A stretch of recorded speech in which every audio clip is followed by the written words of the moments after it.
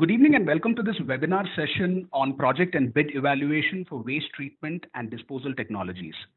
This is a part of the ongoing series of webinars under the Climate and Clean Air Initiative, CCAC. The CCAC was launched by the UNEP and aims to catalyze rapid reductions in short-lived climate pollutants to protect human health, agriculture, and environment. Today's topic, bid design and evaluation, is of prime importance and assumes a great significance behind successful implementation of solid waste management projects. To take us through with more on this, we have with us Ms. Dana Murray from SES Engineers. Ms. Murray has 24 years of professional experience in civil environment engineering, including landfill gas emission modeling and collection system design, transfer station design, and construction experience. She has provided technical assistance to US EPA's landfill methane outreach program for over 16 years, including authoring several training presentations and manuals for CCAC and Global Methane Initiative. We also have with us today Professor P.U. Asnani, who is the chairman of Urban Management Consultants. He is one of country's renowned experts on urban governance and an expert on solid waste management. He has worked in the urban and rural sectors for over 35 years and is currently on the Central Monitoring Committee of Ministry of Environment and Forests to oversee the implementation of Solid Waste Management Rules 2016. He is also the chairman of the Expert Committee for Evaluation of Waste-to-Energy Proposals, constituted by the Ministry of Science and Technology. He is the principal author of Solid Waste Management Rules 2016 and has co-authored the National Manual on Solid Waste Management. He was a member of the Supreme Court appointed Expert Committee on Solid Waste Management for Class 1 cities of India. Mr. Asnani was awarded the title of Nagar Bhushan for outstanding services in the urban sector on the Golden Jubilee celebrations of India's independence. So we will start with the 25 minutes presentation from Ms. Dana Murray, followed by a presentation by Professor Asnani, and then open for a question and answer session. You can send us your questions during the session or post the presentation using the small chat box on the right-hand side of the page. With that, I'm going to enable the audio for our experts for the day and turn things over to Ms. Dana Murray. All right. Good evening, everyone, and thank you. I wanted to thank TERI and APT and CCAC for having me tonight. I'm going to focus mostly on setting up the RFP or the bid process so that can be, I consider that the foundation for the successful bid evaluation. I think that's very important to have all that done correctly. So for tonight, I'm going to look at the goals of the process, planning for the process, and the essential elements that should be included in either the RFP or the bid process and evaluation of the proposals or the bids. So I interchangeably use the term request for proposal and bid because I think that these fundamental points that I'm going to make could be used when you're setting up a request for proposal for professional services, as well as for the bid process. So I thought it could be used interchangeably, so I kept it that way. Hopefully that's not too confusing. So the overall goal, obviously, we want a successful process, and we want that starts with the RFP and bid that works for all parties. So in setting these up, I always think it's important to protect the municipality's interest, but also to make it a fair process for the contractor or the professional services that's going to be bidding on that. Because you want to encourage them to participate, and you want qualified companies. So we want to make sure that it is a fair process and it works for all parties. We obviously want the municipality to have a quality project, and we want it delivered on time and within budget. Those are the ultimate goals. So there's some things to consider before issuing either an RFP or a bid. And I just thought I'd make a list for you that would be helpful. First, as a team, you would need to sit down and decide who's going to administer this bidding process. And maybe that's already a set position in your organization, but this person would schedule the site visits before during the process. They would be the point person to answer questions. They would be the person that would be holding the pre-bid meetings. And then they would also, maybe this would be a team effort, develop the ranking system to evaluate the responses against the pre-established criteria. So your team would probably include people such as a financial and procurement expert. Obviously, you would want to have legal counsel, an attorney, general counsel. You would also want to have your technical experts involved. And at this point if this were construction, you would maybe want your municipal engineer involved. And then I underlined the term project champion. This would be somebody this is their pet project, that's a term we use, that they're really behind this. It's a very important project to them. And that is really a key to the successful project. Other things to consider is to ensure that your documents are ready. So if this is a project that's going out for construction, you want to make sure before you put the bid out that your design is complete and that the design has been reviewed by the municipal engineers and that it meets all the specifications for your municipality, your local regulations, the state regulations, national regulations. And that you also want to make sure the specification documents are approved. So those are ready to go. And then obviously if there's any permitting involved, that the municipal permits for that have been received. So the next thing would be, what do you want from this project? What are the what is the realistic project schedule? So things to consider when thinking about that schedule. We all want things done really quickly, but what is realistic? We have government, we know that along the way there's going to be approvals that are going to be needed. We know there's budget cycles, so maybe the project needs to start at the beginning of your budget cycle. You also know that there's other activities going on. So if you are doing a project at your sanitary landfill, then you want to make sure you have the other activities out of the way, that you can have the construction project have its own area. If it's at a transfer station, you want to make sure you have an alternative transfer station in place so that the construction project can be done and accomplished clear of other activities. We also want to consider time for permitting, and you would probably know best for your particular municipality how long that process takes. And obviously, weather.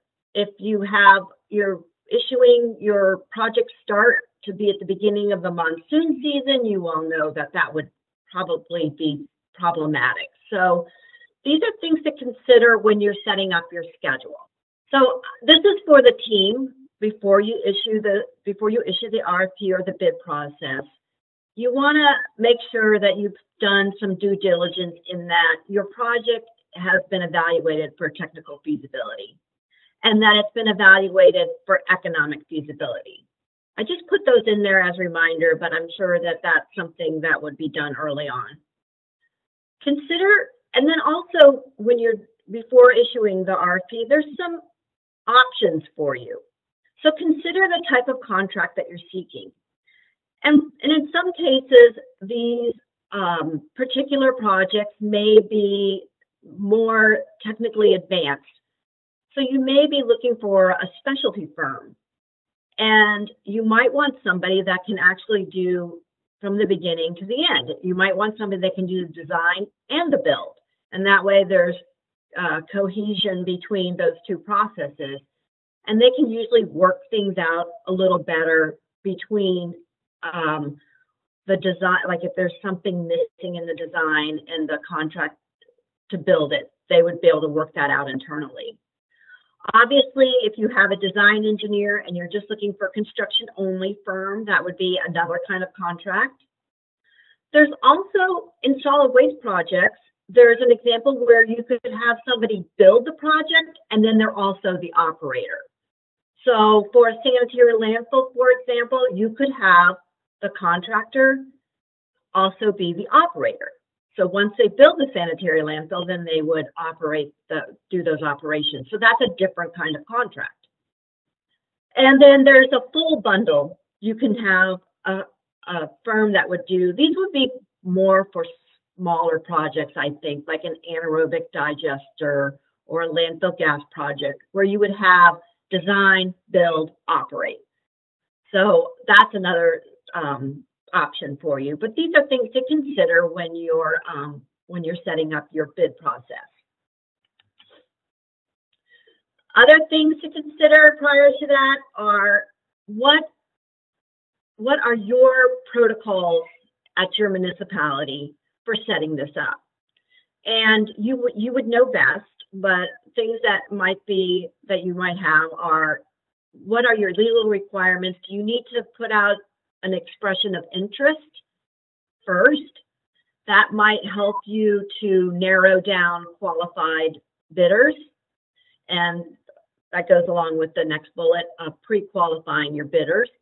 So that's one thing you could do, especially for the more difficult projects, like an anaerobic digester or a landfill gas project. You wouldn't want somebody who's never done those types of projects before. Do you have requirements that you need to advertise your projects on websites or local newspapers? And what is the time frame for that? Do you need to do it for 30 days? So those are all things that you need to remember when you're setting this up. Also, are you going to have some pre-bid meetings? Maybe just one meeting, maybe two. And then all of this is so that you can set it up to receive and compare multiple proposals.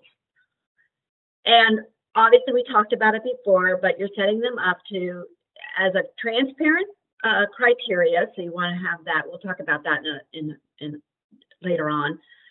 And another thing that I would like you to consider, or something to think about, is a safety record of the contractor.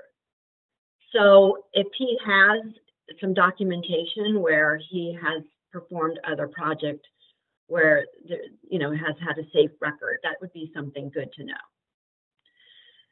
And you obviously know that if you ignore any of these requirements that you have at your municipality, that it might invalidate your bid process. So we just want to keep those things in mind, and you would know best what those are. All right, so now you've got that set up and you're thinking about it. What are some of the background elements that you would want to include in your RFP or bid? Obviously, you want the scope of work. And this can be either for the engineering RFP or for the construction project. You want to include background information that you have about the site. Do you have drawings? If it's construction project, obviously you have drawings, but if it's at an engineering level, then maybe you have some drawings from previous projects. Do you have maps, roadway information? The waste data might be helpful. Timelines, and then we also want to know the timelines for the proposal and the project. So what are your expectations of how this project is going to be finished in a timely manner? And also, when you're considering this, what are your timelines for the bidding process? So do you advertise, have the documents ready, and when do you want them turned in?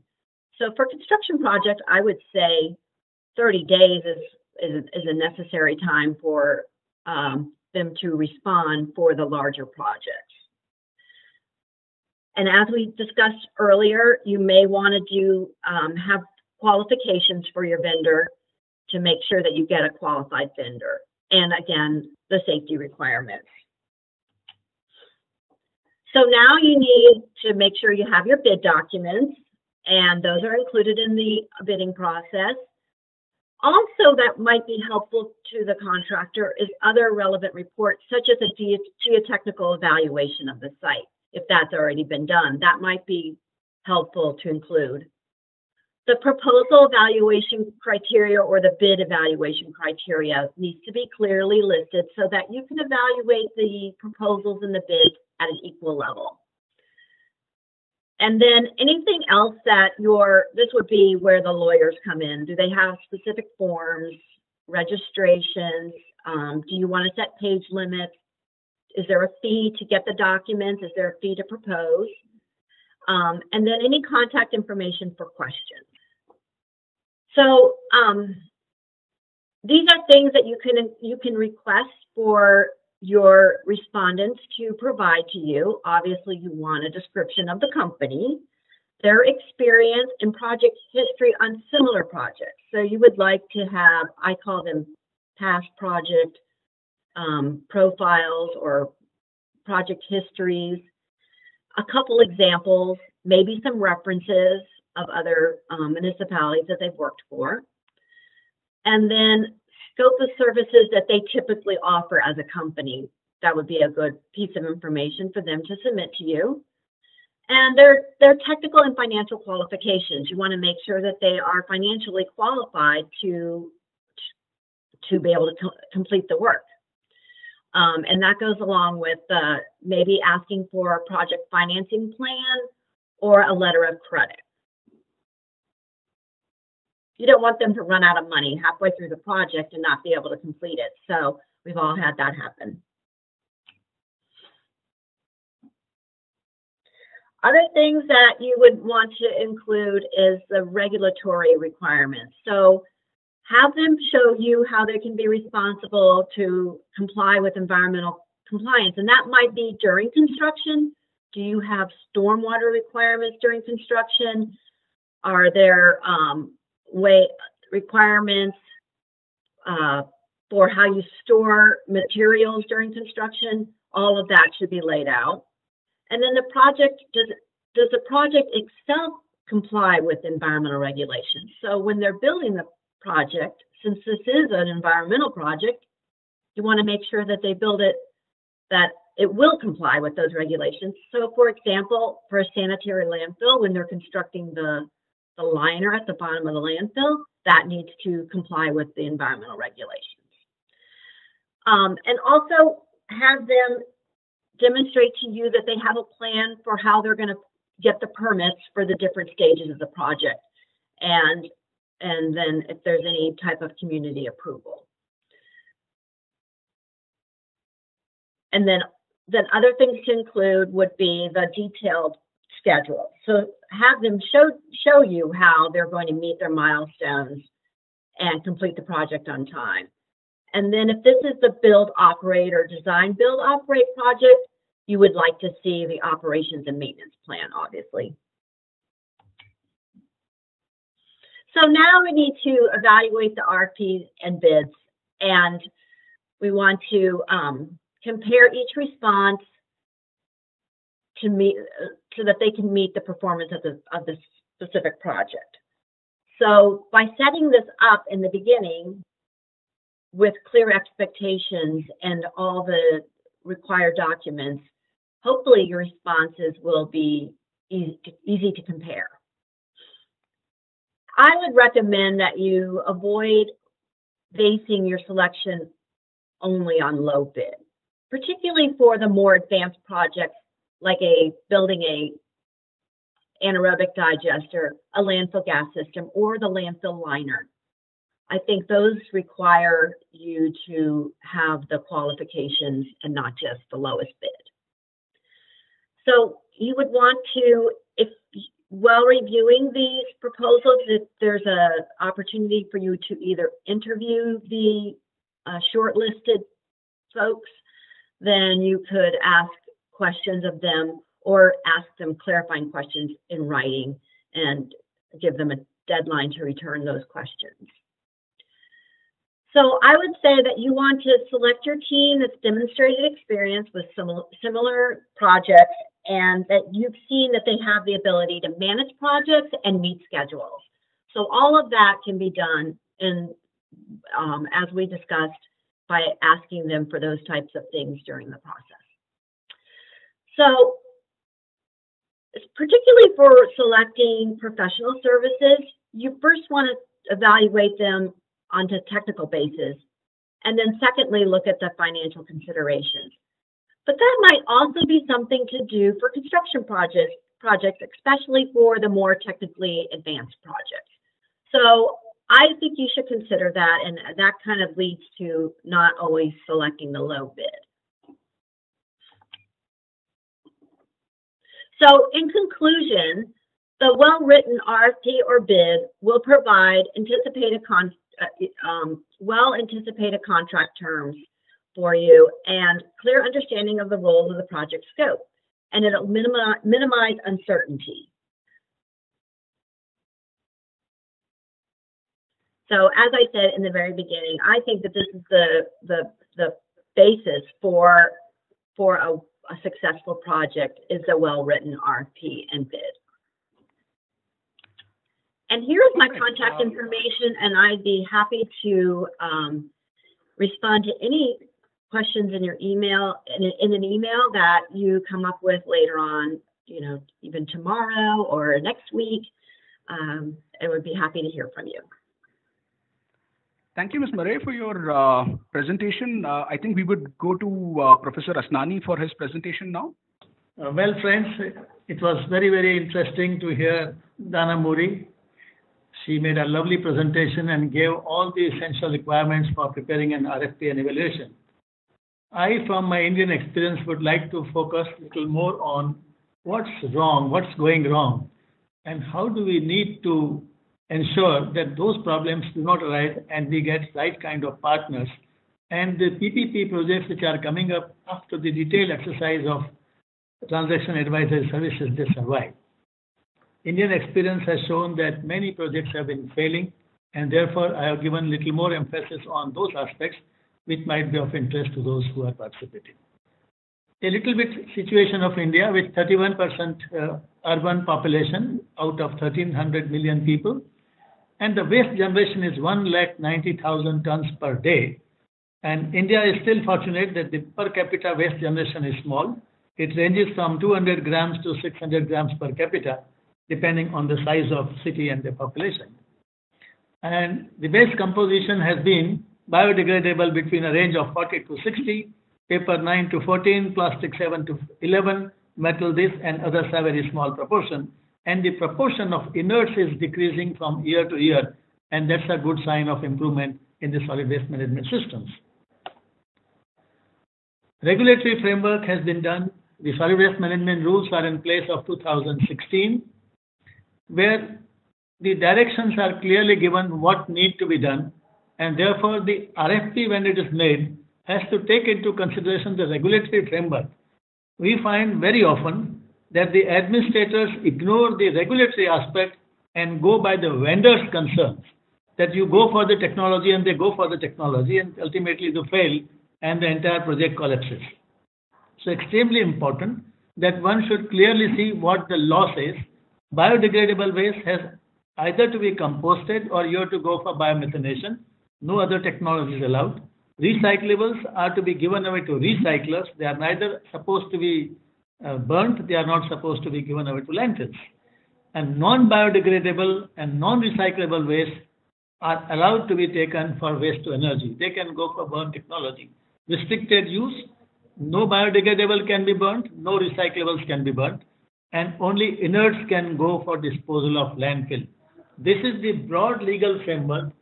Whosoever prepares the RFP has to keep in mind that he does not go beyond the law, and there's a transaction advisor to be appointed. It can be done without transaction advisor, but it's desirable to have a transaction advisor who will carry through the whole bid process, right from preparing the bid document, preparing the DPRs if necessary, or reviewing the DPR, and finalizing the document. While preparing the document, his first consideration should be that he takes care of the legal aspect just mentioned above. What is the situation in India?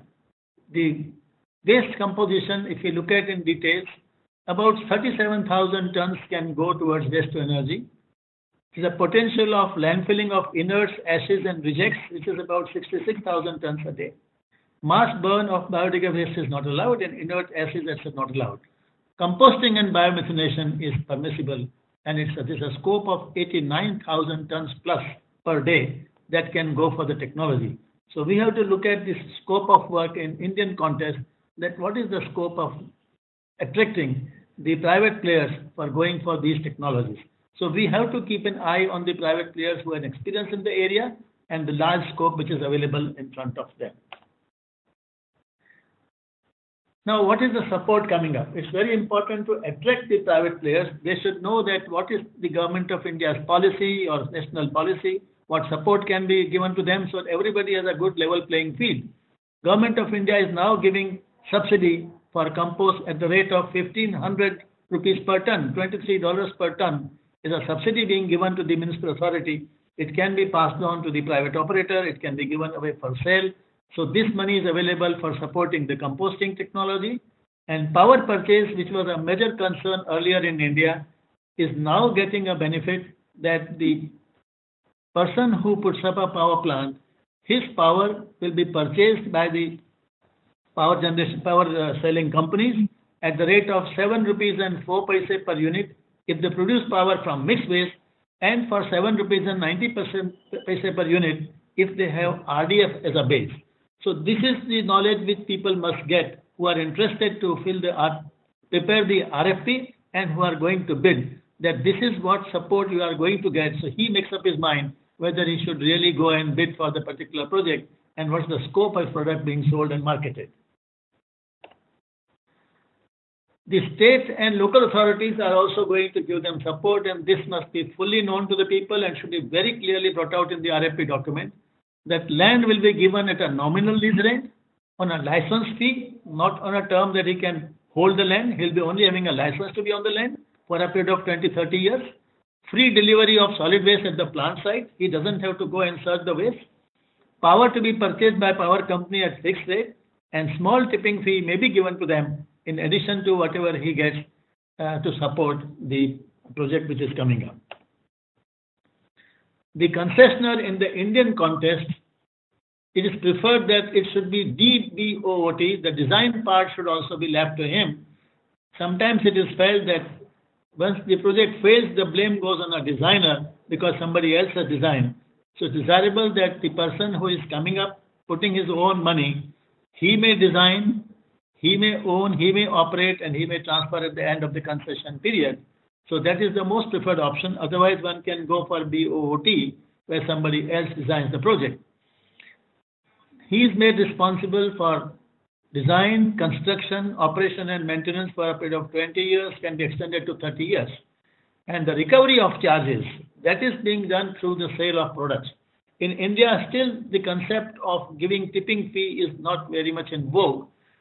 The government or municipal authorities feel that the party is earning and therefore we should not give him anything. But the time has now come when the liabilities for law are so strong that one has to spend money of managing the plant. Therefore, it is necessary and essential for him, for the municipal authorities to think of giving tipping fees. Currently, in most of the cases, no tipping fee is paid. They only get the garbage free, they get the land free, and thereafter there is a purchase agreement. That's only what they get, and they have to manage everything at their own cost. And there's a penal provisions prescribed both for the concessionaire as well as for the municipal authority if they fail to perform. Briefly, I will tell you the past experience of Indian PPP projects, which every person, a concessionaire, a person who is wanting to bid, or a person who is going to design the RFP document should keep in mind. And these issues must be addressed while the document is prepared so that those problems are not faced. Several projects initiated on PPP made have failed due to the reasons. Municipal authorities failed. First thing is they fail to appreciate that this is a PPP contract.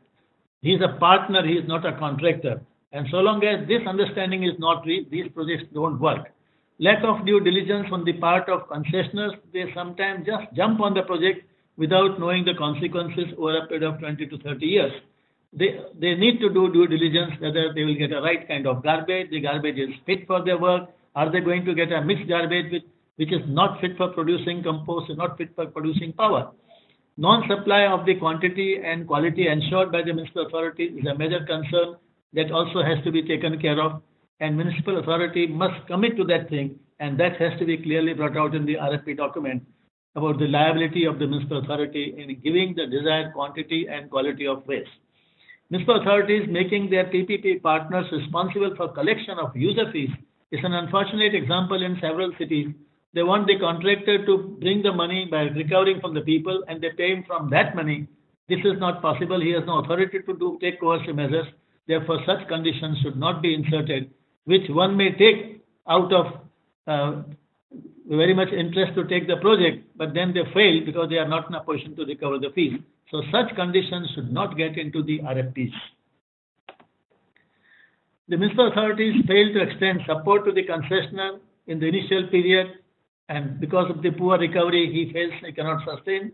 Tariff structure does not adequately take the risk of increasing the charges. The tariff fixed today cannot be binding for 30 years. There has to be a clear provision of periodic increase on certain predetermined parameters so that the party is comfortable that the fuel price goes up, he will get the money, the wage structure goes up, he will get compensation. So there should be a clear inbuilt provision how his tariff structure will keep on getting revised from time to time. The supervision is a major casualty in India. The municipal authorities have elected representatives. These representatives interfere and they try to find faults with the concessionaires, and they are answerable to everybody. It should be a very clear arrangement that supervision should be done by the professionals, if possible by the independent engineers, so that the project works more satisfactorily. The NIMBY syndrome comes up. There are so many public objections come up against the locations. They also have to be fought with not only by the concessionaire but by the municipal authority along with the concessionaire. Now, what measures are essential for putting in the RFP? Municipal authority should prepare the concession agreement. First thing, understand that he's a partner. They should ensure supply of committed quantity and quality of waste. Timely payment to the concessionaire is a major casualty in India. They commit to pay, they have no money to pay, and therefore it's very essential to have escrow account, proper ensuring that the money will be paid, and there should be a mechanism that if the municipal authorities fails to pay, they will get the money on time, and that mechanism has to be brought out. Otherwise, the concessionaire finds it very difficult to survive because he has to incur a lot of expenditure. The tariff structure should cover the risk of steep increase and everything. Municipal authority should undertake the responsibility of collection of user charges instead of passing on the responsibility to the concessionaire. Supervision has to be done through the Ministry of Multiple Agencies by the professionals. Selection of appropriate site and all clearances. This is again a major concern that lands are selected later and the contracts are awarded, then years go on till the land is found. No contract should be put into bid until the land is in hand where the processing facility is to be put up or where the landfill site is to be created. It must be ensured and it should be found to be suitable under the law, and there should be necessary clearances obtained by the municipal authority in advance. And the direct document must also have dispute resolution mechanism as a part of the contract agreement, clearly binding both the parties for resolving the disputes through a mutually agreed arbitrators. While imposing penalty, the concessionaire has to be reasonable and see that whether there is a real fault on the part or there is some situation which was beyond his control. Technology selection, as I mentioned a little early, technology has to be adopted in terms of the rules. It cannot go by the vendor's choice. It has to go according to law. And from the permissible technologies, one has a choice to go for any of the technologies. All environmental clearances must be taken by the client and the concessionaire. Land adjudged to be suitable has to be given, and public objection raised should be properly addressed firmly by the municipal authority. Now, preparing a bid document, as mentioned earlier by Madam Dana Muri, she has explained very nicely and details. The RFQ, RFP and concession agreements are three main documents. RFQ is very essential, very important document to see that you put clearly what qualifications you want to have, what experience you want, what financial standing you want. There should not be any hanky-panky thereafter and people getting together and lot of mischief takes place or corrupt practices creep in. It's very essential to have a RFQ which clearly brings out the scope of work, all the details, just I'll mention that. The qualification and experience have to be mentioned, which should be prescribed is just enough. It is a common experience that if a work is of 1 crore, they will ask to satisfy somebody else that you should have a capacity of 50 crores. If the work is of 10 crores, they may say your capacity of 1 crore is also enough. Or the experience required is of 5 years, they will say you should have 20 years. So it is very, very essential that the qualification, financial requirements, experience should be such which is just enough what you want to do, and whether that person has the experience and qualification, you should be happy with it. It need not be too high, it need not be too low. If it is too low, anybody will walk in and we will fail. If it is too high, we are keeping out several prospective bidders from the competition, and only few who are on the top will take the contract, and we'll be left with paying a huge money to them. So it is desirable that we should be very fair, have a right kind of qualification and experience prescribed. And the relevant experience should be asked. Several documents put relevant plus add few things which are irrelevant. They are put to keep the persons out. This has to be taken care of while preparing this document. Fair chance has to be given to the qualified can deliver, and then the bid document should be fair, transparent. It should not be a tailor-made. Qualification of the vested interest should not be getting in. This care has to be taken by the person who is preparing the document. The transaction advisor has to be extremely careful and rightly brought out by Dana Muri. There has to be the people who are technical experts. There have to be the legal expert. There have to be people who have a transaction advisory capacity. They should take care of these aspects very independently, irrespective of the pressure from the client. These applications should be evaluated to find out whether the bidder have the desired minimum qualification and experience and financial capability, and they should be shortlisted. This is the most important task in the hands of bidder. Thereafter, there should be no play that we want to give a contract to a person who is highly qualified. Once you have shortlisted the person after screening that what you want and they are there, then you can give small weightage to the higher qualifications, not a larger weightage, so that the people who are qualified, they are not dropped out. In RFP, two components, instruction to bidder and concession agreement. Notice of invitation, background, scope of work, these are routine things which we have to provide. Weightage to be given to the higher qualifications and financial strength. There we have to be very clear that how much weightage we would like to give, what type of personnel they have to deploy, what is the joint venture permitted or not, what are the timelines. These all facts must come out very clearly in the document. And this agreement binding to both the concessioners and the document contains these details. I will not repeat. It takes care of scope of work, compliance of various laws, concessioner's obligation, obligation of the client. Obligation of client is very important. They get away without any liability, and all the burden go on the concessioner. This has to be very clearly spelled out so that the interest of the concessioner is also protected while the client protects himself every time. Financial model has to be clear, handing over requirement, force measure, default and termination, handback requirement. These all things have to be clearly brought out in the document. Some points to be taken care of. The document has to be very, very unambiguous. The concessioner and client, their roles should be very clearly brought out. Nothing should be left as decided by the authority, as decided by the commissioner.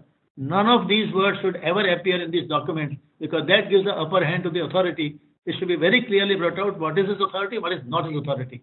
No upper hand to government or government agencies, and both are partners. Contract duration should be determined taking into question the life cycle. Sometimes the project costs more, the components are very expensive, and the duration is small. This loads the entire weight on the rates.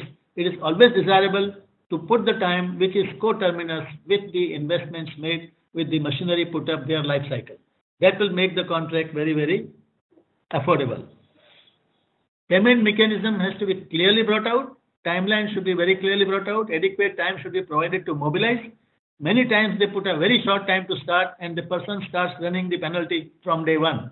This has to be avoided. Partnerships have still to develop in India, and therefore they must know that it takes time to mobilize. He has to settle down, and then they should go on hand-holding to him till he stabilizes in the beginning, and then that partnership will work for 20, 30 years. Ascertain whether the bid is responsive. The normal points have to be seen. I will not repeat. Critical bid evaluation criteria. This is very, very important. It has to be all mathematical, fair, and transparent. It should not be left to the whims or to the subjective satisfaction of the authority. The marking criteria should be such that does not give undue high weightage. Weightage has to be given undue high weightage to a very high qualification or experience if the requirement of the job does not need that high level of qualification. A reasonable weightage only may be given to the bidders having high qualifications so that other qualified bidders are not knocked out.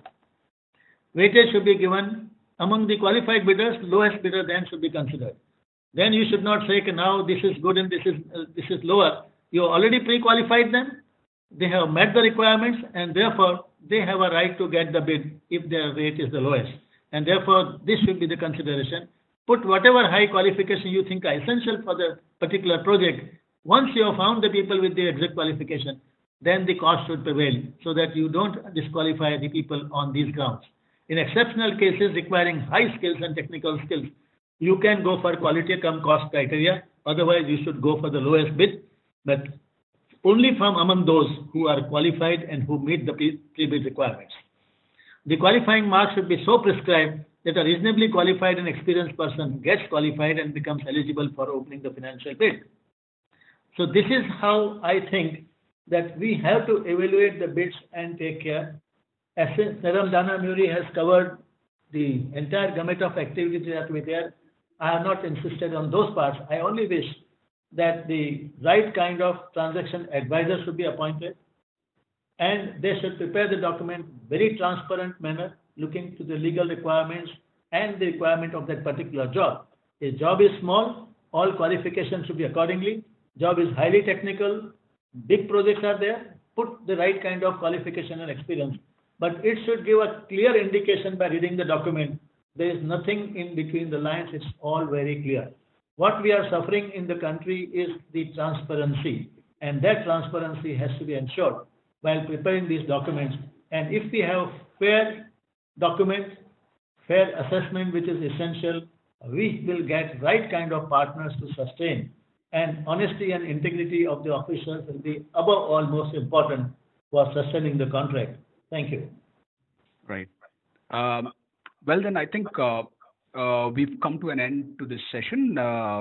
We've had a detailed discussion on all the questions. Thank you, Professor Asnani and Ms. Dena Murray, for your thoughts, detailed presentations, and your time. Appreciate your participation as a part of this webinar. Thank you again to all the participants for tuning in.